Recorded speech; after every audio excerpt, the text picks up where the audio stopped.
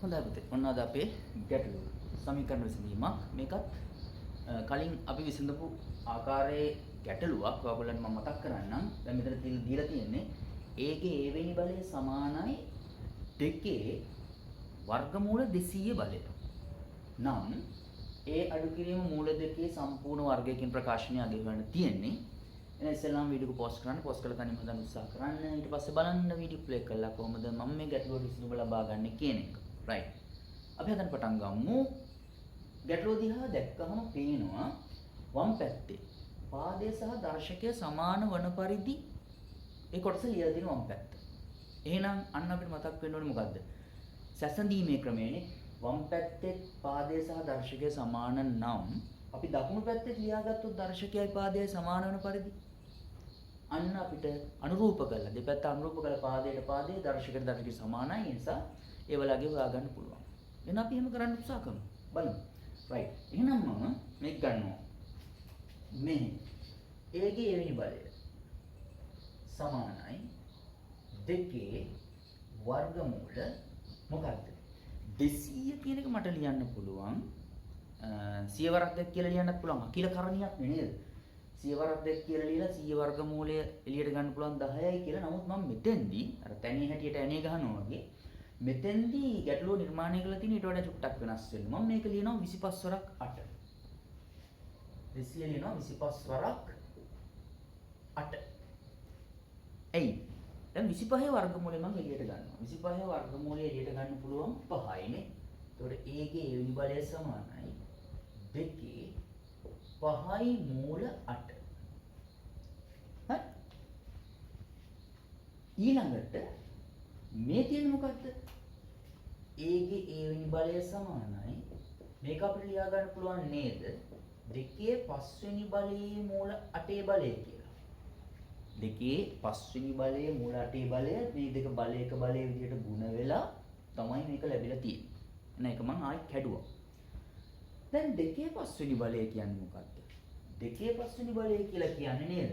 එහෙනම් A ගේ A වෙනි බලය සමානයි 32නේ. 32 වර්ගමූල 8 බලය කියලා අපිට ලියා ගන්න පුළුවන්. දැන් අපි දන්නවා ඕනම සංඛ්‍යාවක් ගත්තොත් ඒ සංඛ්‍යාව අපිට ලියන්න පුළුවන් එම සංඛ්‍යාවේ වර්ගමූලයේ වර්ගය කියලා. x ලියන්න පුළුවන් x ගේ වර්ගයේ x ගේ වර්ගමූලයේ වර්ගය. එහෙම නේද? ඇයි? වර්ගමූලය කියන්නේ භාගයේ බලය. එතකොට භාගයේ 2යි ගුණ වෙලා 1 කියන දර්ශකය හැදිලා x ට සමාන වන පරිදි සකස් වෙනවා. එහෙමනම් මෙන්න මෙතනදී 32 මම ලියනවා A ගේ A වෙනි බලය සමානයි පුතේ ලියනවා වර්ගමූල 32 වර්ගය. ඕකේ. මොකද්ද? මේ මූල 8 බලය නේද? චුට්ට මම සකස් කරගෙන යනවා දැන් පහදේ සහ දර්ශකය සමාන වන පරිදි. දැන් මේක බලයක බලය විදිහට ගුණ කරන්න පුළුවන් නේ. A ගේ A වෙනි බලය සමානයි වර්ගමූල 32 2යි මූල 8 කියලා අපිට බලයක බලය විදිහට එදින ගුණ කරලා එක ළඟට ගන්න පුළුවන්. දැන් මොකද කරන්නේ? දැන් මේ එළියෙන් ඉන්න මෙන්න මේ දර්ශකය දිහා බලන්න. දර්ශකයේ එතකොට මෙතන කරණි කොටසක් තියෙනවා. හැබැයි මේ 8 4ක් ගන්න පුළුවන් එළියට. ඒක මම කරන්නේ මෙන්න මේ දෙක මේක අස්සට දා ගන්නවා.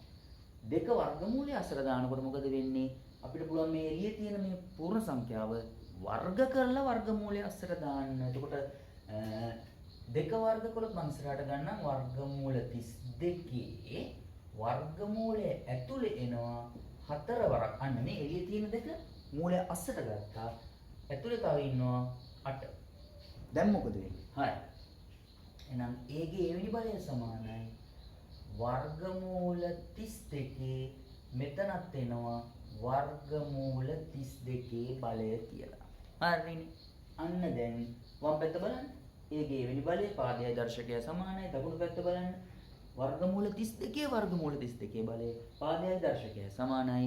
එහෙමනම් අර ප්‍රත්‍යක්ෂ කාරණයක් මොකද්ද? එම නිසා A ගේ අගය වර්ගමූල 32යි කියලා වුණ අපිට විසඳුම ලැබෙනවා.